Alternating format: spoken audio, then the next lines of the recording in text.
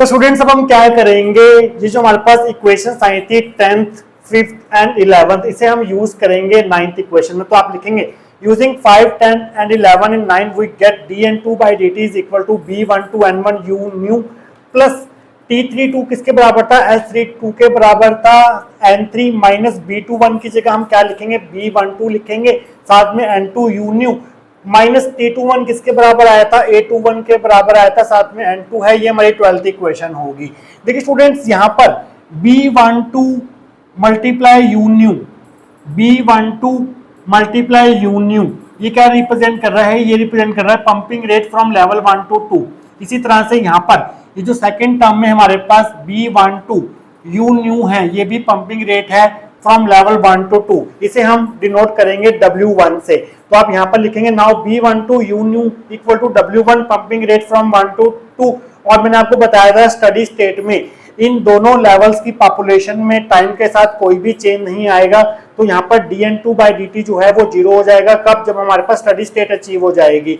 तो अब हम क्या करेंगे स्टूडेंट्स, 13th इक्वेशन से ये वैल्यू और जो हमने 8th इक्वेशन में n3 की वैल्यू निकाली थी वो हम यूज करेंगे इस 12th इक्वेशन में। तो आप लिखेंगे using 8 and 13 in 12 we get dn2 by dt की जगह आप पुट कर देंगे 0 यहाँ पर is equal to b12 u nu की जगह आप पुट कर देंगे W1, साथ में हमारे पास है n1 प्लस s32, n3 की जगह आप पुट करेंगे ये value WP n1 by WP plus s32 minus इस b12 u न्यू की जगह आप पुट करेंगे W1, साथ में n2 है माइनस a21 n2 आ जाएगा साथ में। अब हम क्या करेंगे, माइनस वाले टर्म्स इधर ले आएंगे, W1 n2 plus a2 n2 हो जाएगा इज इक्वल टू, इन दोनों में से हम कॉमन ले लेंगे n1 कॉमन आ गया, अंदर आ जाएगा W1 प्लस s32 WP, नीचे WP प्लस s32।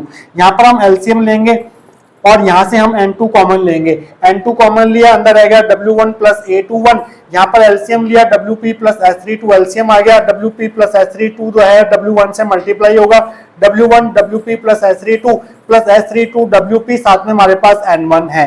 तो स्टूडेंट्स अब हम क्या करेंगे, इस W1 को इन दोनों से मल्टीप्लाई कर देंगे और इस n1 को n2 के नीचे ले आएंगे और W1 प्लस a21 को यहाँ पर ले आएंगे नीचे डिनोमिनेटर में। तो n2 divide by n1 that will be equal to W1 WP plus W1 into S32 plus S32 WP, ये ब्रैकेटेड टर्म नीचे आ जाएगी, W1 प्लस A21 नीचे आ गया और साथ में हमारे पास है WP प्लस S32। तो स्टूडेंट्स ये होगी हमारे पास 14th इक्वेशन।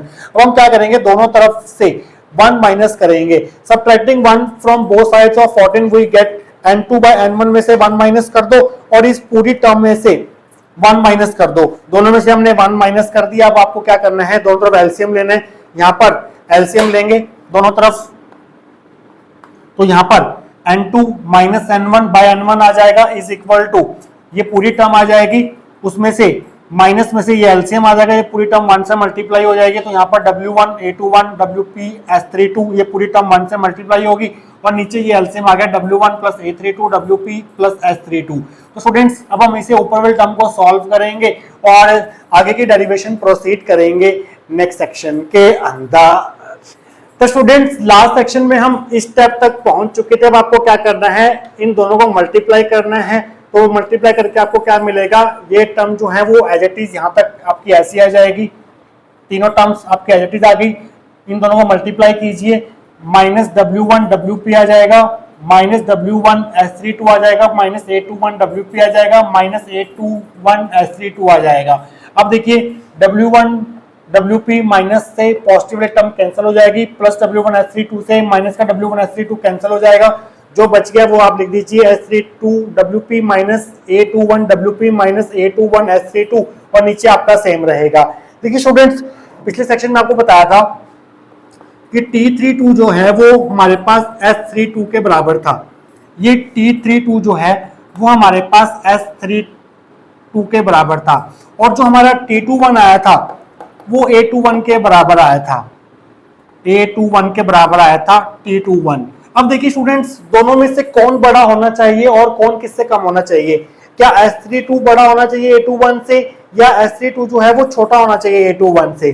देखिए स्टूडेंट्स अगर हमारा S32 कम हुआ as compare to A21 means हमारे पास नंबर ऑफ एटम्स आने का रेट जो है वो कम होगा as compare to number of atom जाने का रेट एट दिस लेवल। तो उसकी वजह से होगा क्या, यहाँ पर पॉपुलेशन बढ़ नहीं पाएगी as compare to this level, क्योंकि कम नंबर ऑफ में एटम्स आ रहे हैं और ज्यादा नंबर में रहे हैं। तो S32 जो है वो A21 से कम नहीं हो सकता है। S32 जो है वो हमेशा A21 से बड़ा ही होगा। क्यों? क्योंकि जितने ज्यादा एटम्स यहाँ पर आते रहेंगे, जितनी फास्ट यहाँ पर एटम्स आएंगे और जितनी कम यहाँ से एटम्स यहाँ पर जाएंगे, उतना ज्यादा आपका यहाँ पर पॉपुलेशन इन्वर्शन देखने को मिलेगा इन दोनों लेवल्स में। यहाँ पर आपको एटम्स ज्यादा दिखाई देने को मिलेंगे और यहाँ पर आपको एटम्स कम देखने को मिलेंगे। अगर हमारे पास ये कंडीशन सेटिस्फाई होती है तो मींस अगर हमारे पास यहाँ पर एटम ज्यादा रेट में आ रहे हैं और जा कम रेट में रहे हैं, तो यहाँ पर एटम्स इकट्ठे होते रहेंगे over the period of time as compare to this state, तो आपका पॉपुलेशन इन्वर्शन अचीव हो जाएगा। तो ये कंडीशन का सेटिस्फाई होना जरूरी है। तो हम क्या कर सकते हैं, A21 को S32 के कंपैरिजन में नेग्लेक्ट कर सकते हैं। तो आप यहाँ पर लिखेंगे now S32 is greater than A21, means जो हमारा कोफिशिएंट है किसका, spontaneous non radiative transmission emission का, वो बड़ा होना चाहिए किससे, coefficient of spontaneous radiative emission से। तो उस केस में हमारा A21 जो है न्यूमरेटर में हम उसको नेग्लेक्ट कर सकते हैं, यहाँ पर हम इसको नेग्लेक्ट कर सकते हैं। इस वाली टर्म में हम A21 को 0 पुट करेंगे, बाकी जहां A21 है वो एज इट इज रहेगा, यहाँ पर भी एज इट इज रहेगा और यहाँ पर भी एज इट इज रहेगा, क्योंकि यहाँ पर A21 में W1 प्लस हो रहा है और यहाँ पर ये इससे मल्टीप्लाई हो रहा है। इस चीज का आप ध्यान रखेंगे। So N2 minus N1 by N1 is equal to S32 WP minus A21 S32, नीचे आपका सेम रहेगा, यहाँ से आप S32 कॉमन ले लीजिए। So N2 minus N1 by N1 equal to आ जाएगा S32 WP minus A21 by same term हमारे पास आ जाएगी। ये हमारी 15th इक्वेशन होगी। जैसे हमने N2 minus N1 by N1 का वैल्यू निकाली, कैसे, 14th इक्वेशन में से 1 सब्ट्रैक्ट करके, इसी तरह से अब हम N2 plus N1 by N1 की वैल्यू निकालेंगे, कैसे, 14th इक्वेशन में दोनों तरफ 1 ऐड करके। तो आप लिखेंगे adding 1 on both sides of 14 we get N2 by N1 plus 1 कर दो और इस पूरी टर्म के साथ प्लस में 1 लगा दो। अब आपको सिंपली क्या करना है, यहाँ पर सिंपली आपको क्या करना था, नेक्स्ट स्टेप में आपको ये वाला स्टेप नहीं लिखेंगे, ये स्टेप एक्स्ट्रा हो गया, ये स्टेप आप नहीं लिखेंगे, सीधा आप इस स्टेप में आएंगे। एलसीएम आ जाएगा N1 N2 plus N1 by N1 आ गया हमारे पास, और यहाँ पर ये पूरी टर्म जो है वो 1 से मल्टीप्लाई हो जाएगी, 1 से मल्टीप्लाई हो जाएगी। W1 WP plus W1 S32 plus S32 WP और नीचे आपका सेम पूरा एलसीएम आ जाएगा और ये पूरी टर्म जो है वो 1 से मल्टीप्लाई हो जाएगी। W1 plus A21 plus WP S32, ये पूरी टर्म जो है वो 1 के साथ मल्टीप्लाई होकर यहाँ पर आ जाएगी। तो स्टूडेंट्स यहाँ तक हम पहुंच गए हैं। इसके बाद थोड़े से स्टेप्स और रह गए हैं, वो हम करेंगे last section of this topic के अंदर। तो स्टूडेंट्स लास्ट सेक्शन में हम इस स्टेप तक पहुंच चुके थे। अब हमें क्या करना है, इन दोनों ब्रैकेट्स को मल्टीप्लाई करना है। आइए मल्टीप्लाई करते हैं। जो हमारी फर्स्ट ब्रैकेट है वो एज इट इज रहेगी, इनको मल्टीप्लाई करके क्या आएगा, W1 WP plus A21 WP plus W1 S32 plus A21 S32। तो 4 टर्म्स हमारे पास आएंगी और नीचे हमारे पास सेम रहेगा। अब देखिए स्टूडेंट्स, W1 WP को W1 WP में ऐड करेंगे तो ये बन जाएगा 2W1 WP, और यहाँ पर W1 S32 में W1 S32 ऐड करेंगे तो ये बन जाएगा ट्वाइस ऑफ W1 S32।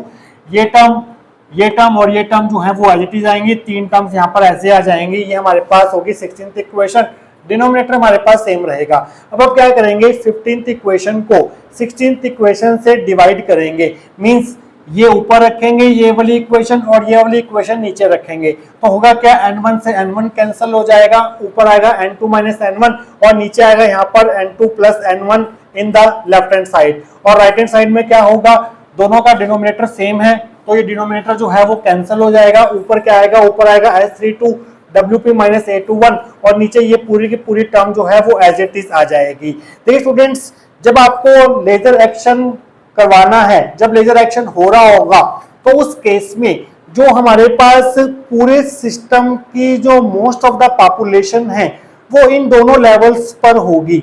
मान लीजिए पूरे सिस्टम में हमारे पास 100 नंबर ऑफ एटम्स हैं, तो उसमें से 95 एटम जो हैं वो इन दोनों लेवल्स के बीच में एग्जिस्ट कर रहे होंगे, क्योंकि जो मेटास्टेबल स्टेट है वहां पर पॉपुलेशन सबसे ज्यादा होगी और यहाँ पर इसके कंपैरिजन में यहाँ पॉपुलेशन कम होगी, बट पूरे सिस्टम की जो मोस्ट ऑफ द पॉपुलेशन है वो इन दोनों लेवल्स के बीच में रिजाइड कर रही होगी। कब? जब लेजर एक्शन हो रहा होगा, जब यहाँ पर हमें रेडिएटिव ट्रांजिशंस देखने को मिल रही होंगी, लेजर एक्शन देखने को मिल रहा होगा इन दोनों केसेस के बीच में, इन दोनों स्टेट्स के बीच में। तो उस केस में हमारा N3 जो है वो अप्रोक्सीमेटली इक्वल टू 0 होगा। तो मींस लेजिंग एक्शन के टाइम पर N1 प्लस N2 जो है वो हम अप्रोक्सीमेटली किसके बराबर लिख सकते हैं? N1 plus N2 plus N3 के बराबर लिख सकते हैं, क्योंकि N3 जो है वो बहुत बहुत कम होगा इन दोनों के कंपैरिजन में। तो N1 plus N2 plus N3 जो है वो किसके बराबर था? N के बराबर था, टोटल पॉपुलेशन के बराबर था सिस्टम के। तो यहाँ पर आप लिखेंगे at the time of lazing action N1 plus N2 जो है वो approximately N1 plus N2 plus N3 के बराबर होगा, क्योंकि N3 की वैल्यू जो है वो बहुत बहुत कम होगी और इन तीनों का सम N के बराबर है। तो N2 प्लस N1 की जगह हम क्या कर देते हैं? N लिख देते हैं। So N2 minus N1 by N is equal to हमारे पास ये आ जाएगा। देखिए स्टूडेंट्स, आपको पता है कि जो लेजर की वर्क करवाने की सबसे बेसिक कंडीशन होती है वो ये होती है कि मीटर स्टेबल स्टेट में पॉपुलेशन ज्यादा होनी चाहिए as compare to this ground state. Means N2 जो है वो N1 से बड़ा होना चाहिए, means N2 should be greater than N1, means N2 minus N1 जो है वो ग्रेटर देन 0 होना चाहिए। मींस ये जो डिफरेंस है ये पॉजिटिव होना चाहिए। N2 माइनस N1 कब पॉजिटिव होगा? जब आपका ये वाला साइड पॉजिटिव होगा। डिनोमिनेटर में तो सारी टर्म्स पॉजिटिव हैं, तो डिनोमिनेटर की तो हमें कोई टेंशन नहीं है। ऊपर वाली टर्म कब पॉजिटिव होगी? जब हमारे पास WP ग्रेटर देन A21 होगा, तब जाकर हमारे पास N2 माइनस N1 जो है वो ग्रेटर देन 0 होगा, मींस N2 N1 से बड़ा होगा, मींस पॉपुलेशन इन्वर्शन अचीव होगा। तो आप लिखेंगे for laser action N2 minus N1 that is population inversion must be positive, that is N2 minus N1 जो है वो 0 से बड़ा होना चाहिए, मींस N2 N1 से बड़ा होना चाहिए। मीटर स्टेबल स्टेट में ज्यादा एटम्स होने चाहिए as compare to ground state. ये कब पॉसिबल होगा? जब आपके पास WP माइनस A21 जो है वो 0 से बड़ा होगा, मींस WP A21 से बड़ा होगा। मींस यहाँ पर WP क्या था? ये था आपके पास पंपिंग रेट फ्रॉम 1 to 3, और A21 क्या है? A21 है आपके पास coefficient of spontaneous radiative transition बोल लो या ट्रांसमिशन बोल लो। मींस जिस रेट से आपके एटम्स ऊपर जा रहे हैं वो ज्यादा होना चाहिए एज कंपेयर टू जिस रेट से एटम जो है वो यहां से यहां पर आ रहे हैं, तभी आपका जो है ये सिस्टम जो है वो वर्क करेगा, तभी आपका इन दोनों स्टेट्स के बीच में पॉपुलेशन इन्वर्शन अचीव हो पाएगा। क्योंकि WP क्या है? पंपिंग रेट है फ्रॉम लेवल 1 to 3, वो ज्यादा होना चाहिए एज कंपेयर टू उस रेडिएटिव स्पॉन्टेनियस ट्रांसमिशन से फ्रॉम लेवल 2 to 1, तभी आपका लेजर एक्शन जो है वो काम कर पाएगा। तो कोई आपको पूछ लिए कि 3 लेवल लेजर सिस्टम के लिए कंडीशन क्या है लेजिंग एक्शन की, तो ये कंडीशन है। पॉपुलेशन इन्वर्शन अचीव करवाने क्या कंडीशन है 3 लेवल लेजर सिस्टम की? ये कंडीशन है। आपको ज्यादा रेट से ऊपर एटम्स भेजने होंगे एज कंपेयर टू जिस रेट से एटम जो है वो यहां से यहां पर आ रहे हैं। तो स्टूडेंट्स, ये था आपके पास laser rate equations for a 3 level laser system and condition for lasing action और population inversion in 3 level laser system। I hope आपको आज का टॉपिक जो है वो अच्छे से क्लियर हुआ होगा। मिलेंगे किसी और important topic related to laser physics के साथ। Till then take care.